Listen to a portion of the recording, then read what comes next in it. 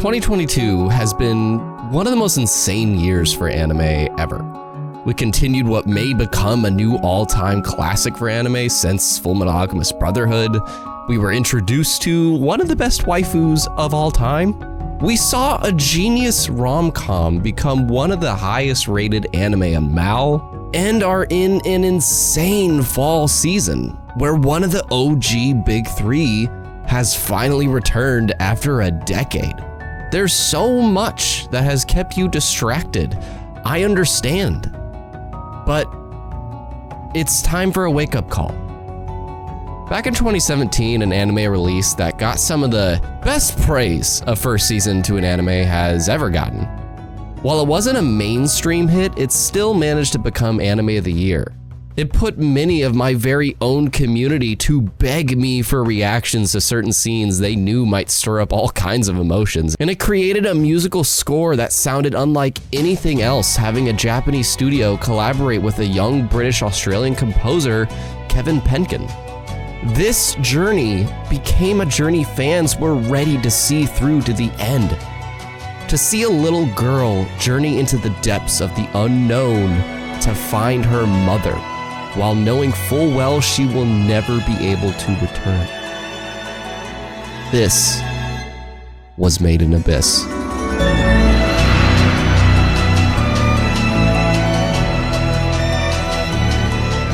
After 5 years of waiting, Made in Abyss has finally made its return this year with its highly anticipated second season, and something occurred to me.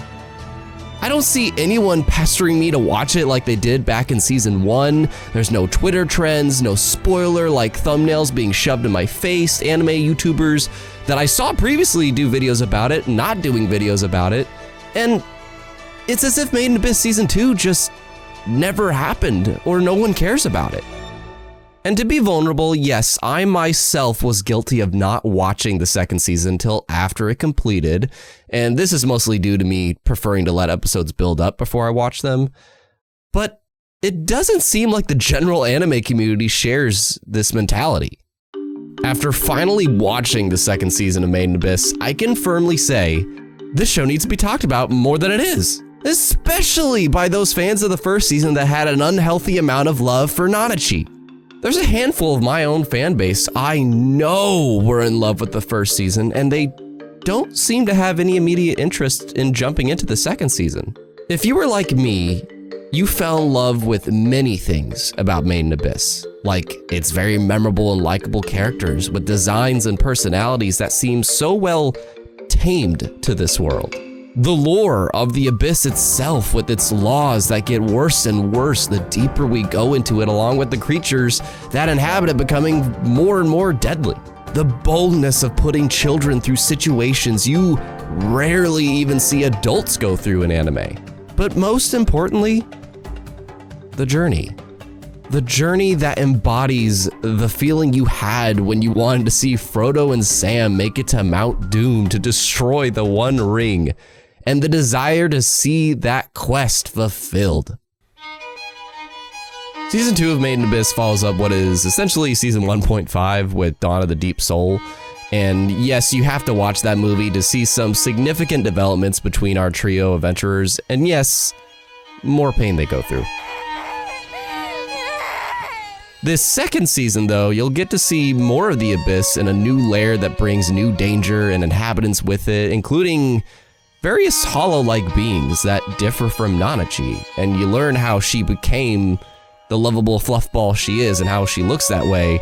But one of these hollows in particular are gonna trigger a plethora of new emotions to hit you right in the feels with her tale of pain, vengeance, and friendship. While the adventure doesn't take you to quite as many places as the first season, it still delivers with a heartfelt story, shocking truths, painful predicaments, and most importantly, the need to continue this adventure. I'm not gonna spoil things for you because I'm hoping you listen to this video and take a watch to it yourself, and I'm trying to stay vague here, but there is reminders this season that one of the core elements that grips the viewers to this show, to this story, to this journey is adventure. The need to explore the unknown and reach the end of the abyss. What the heck lies at the bottom, and is Riko's mom still there? To see what new allies and enemies await along the path to the bottom, it's an anime that I truly think has a tangible hope by the end may go down as one of the greatest of all time in the medium, thinking of the journey as a whole and the bittersweet goodbye we're gonna have to say to it.